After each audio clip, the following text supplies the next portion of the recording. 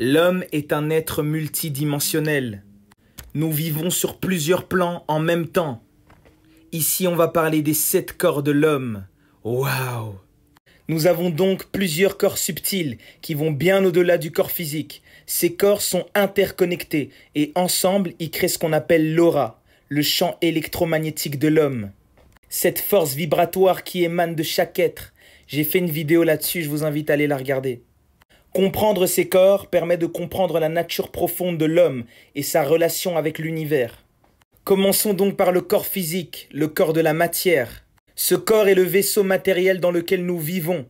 Il est limité par les lois physiques, les sensations, la douleur, les traumatismes, la jouissance, tout ce que vous voulez. Platon disait « Le corps est la première maison de l'âme ». Le corps est l'instrument par lequel l'âme s'exprime dans le monde physique.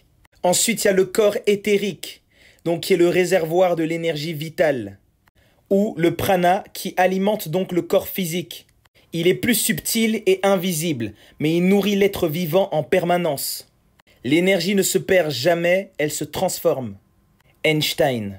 Ensuite, il y a le corps astral, votre préféré, celui dont on parle beaucoup sur TikTok. Il est associé à l'émotionnel, au désir et aux pensées instinctives. C'est ce corps qui se connecte aux autres à travers des échanges émotionnels. Rudolf Steiner y disait « Le corps astral est la sphère où se forgent nos désirs et où nous expérimentons le monde intérieur. » Ensuite, il y a le corps mental, le corps de la pensée. Le corps mental est à l'origine de la pensée, de l'intellect et de la conscience rationnelle.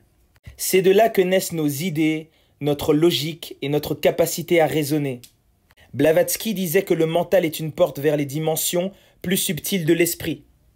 Le 5e corps, c'est le corps causal, le corps du karma.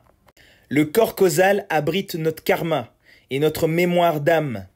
Il représente la répercussion de nos actions passées et la mission spirituelle de l'âme.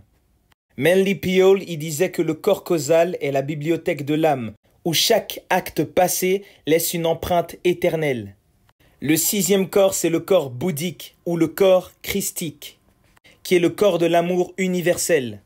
Ce corps représente l'intuition pure et l'amour universel. Il est la conscience du tout, une vibration d'unité avec l'univers et toutes les formes de vie. De Montréal, il disait que le corps bouddhique est l'état d'unité avec l'âme cosmique, où le soi individuel disparaît.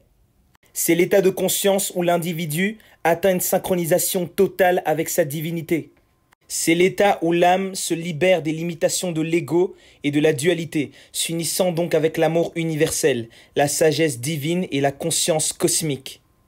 Cette union permet d'atteindre donc la paix intérieure, l'illumination spirituelle, le nirvana. Et le 7e corps, le corps atmique, l'unité divine. Donc c'est le dernier et le plus élevé des corps, que l'on connaît en tout cas. C'est celui de la fusion avec le divin, l'esprit pur. Il représente l'éveil spirituel suprême, la reconnaissance de notre nature divine, le retour à la source, on se fond totalement dedans.